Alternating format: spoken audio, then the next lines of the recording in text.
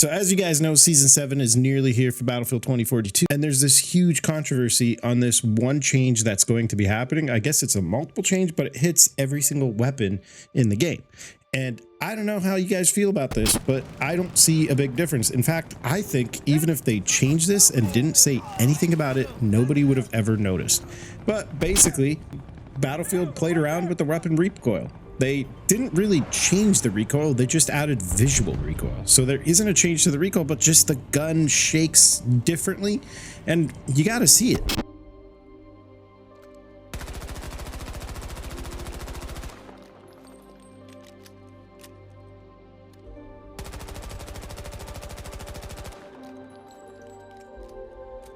Now, to be honest with you, when you see this, I don't see the difference between before and after. It's supposed to make it feel and play a little bit better so that you can gauge the recoil a little bit better. And a lot of people are complaining about this, but I'd like to know from you in the comments down below. And I'm just going to dig into this a little more. From what DICE has said, they want weapons to feel more unique and powerful when it comes to firing them.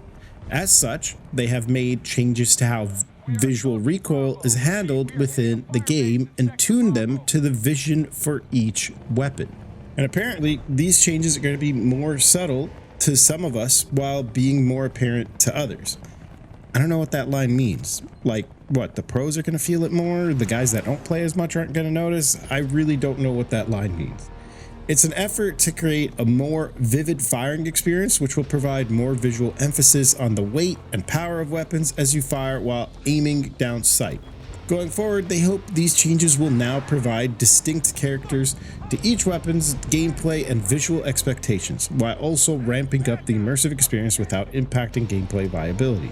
Assault rifles now feel snappier as you fire down your sights, and the punch that they will offer will vary depending on which type of assault rifle you're using. In comparison, you will see that an LMG is far more punchier and feels more impactful when firing. Between the before and the after, I'm not really seeing much of a difference. I can kind of see it, but it's not like you're getting more recoil, and it doesn't really impact that much, to be honest with you.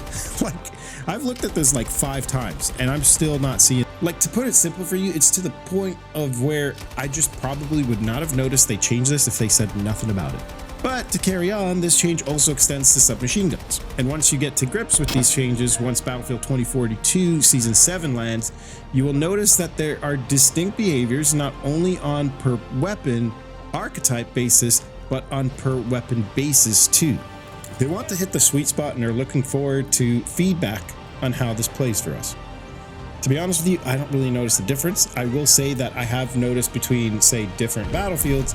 In Battlefield 2042, every gun feels like it's a laser beam. All the bullets just go straight to where you aim. And I guess they want to change that. They want to put in some kind of skill factor to make, I guess, attachments more viable in different ways than just, hey, let's slap these on and that's all I'm going to run. I'm not entirely sure what their game plan was for this, but I would not have noticed a single change if they said nothing about it. That's all I'm getting at. But I don't know. Maybe you guys know more and let me know in the comments, because yeah, visual recoil can be very distracting and impactful, but I can also see them coming out with different attachments or tweaking the attachments to be like, hey, if you slap this attachment on, it's going to reduce visual recoil, but it'll hurt, I guess, actual recoil, if that makes sense. So I guess they're trying to make it a little bit more dynamic if I had to really pick at it, but you guys let me know what you think in the comments down below.